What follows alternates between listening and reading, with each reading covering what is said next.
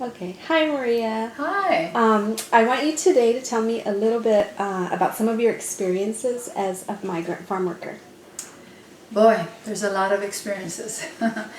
My parents were migrant farm workers in the 1960s. We lived in Northern California.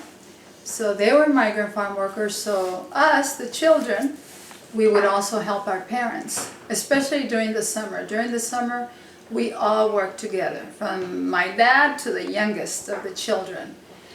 During school time, we would miss a lot of school. We would miss a lot of school to go help my parents work. Sometimes we wouldn't go to work, but I would stay home to babysit my brothers and sisters. So I did end up missing a lot of school at that time. And can you tell me about the type of work that you did? We used to pick different crops, peaches, apricots, strawberries, olives, plums, grapes, and many others. But talking about peaches, I recall peaches so much because the last time we did go work in the fields, I was 17 years old, and I developed a skin rash on my face because when you yank the peach off the tree, off the branch, the pesticides that are on it, when you shake it, they're flying around. And this pesticide, which I don't know which one it did go on my face. And I did develop a skin rash that made me look like an old lady. And I was 17 years old, and I was devastated. I thought I was going to stay like that for the rest of my life. It was not a good thing. I know that you had mentioned to me before about your extreme weight loss also. Yes, we worked all summer, the last time we went, all summer long. And by the time I got back to Southgate, California, I was going to start my senior year. I came back, but I was very upset because none of my clothes fit. All my pants, all my skirts, my shorts, they would like fall off of me because during those 3 months of work, I did lose a lot of weight. I wish I could lose it now. Wow.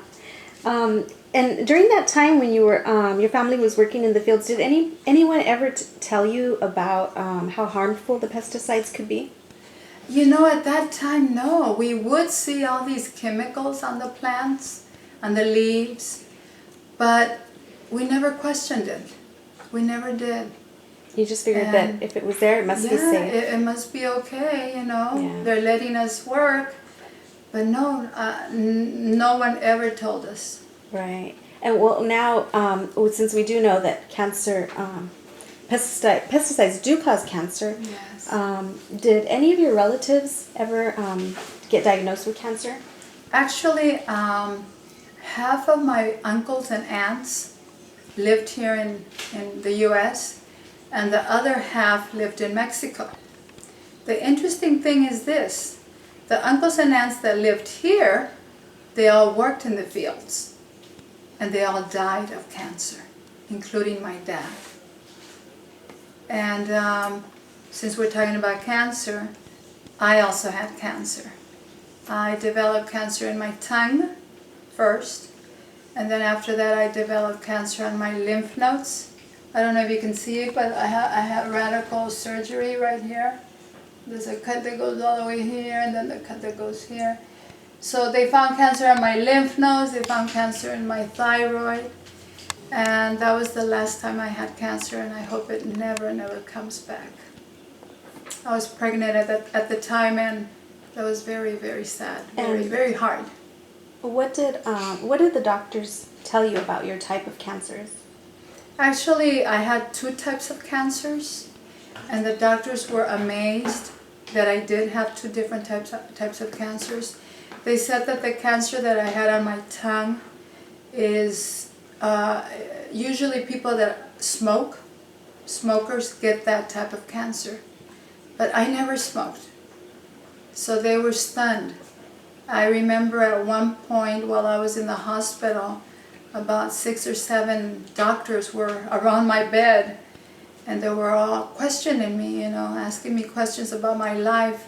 they were trying to see how was it that I developed these cancers. And I did tell them about me, our family being migrant farm workers. So they said that that must have had something to do with my cancers. Right. And how long have you been in remission now? Well, my son is 21 years old. I was pregnant at the time when I had cancer. So it's almost going to be 22 years ago that I had cancer. And like I said, I hope it never comes back. Yes. We're so happy too that you're in remission. Thank you. Thank you very much. Pause.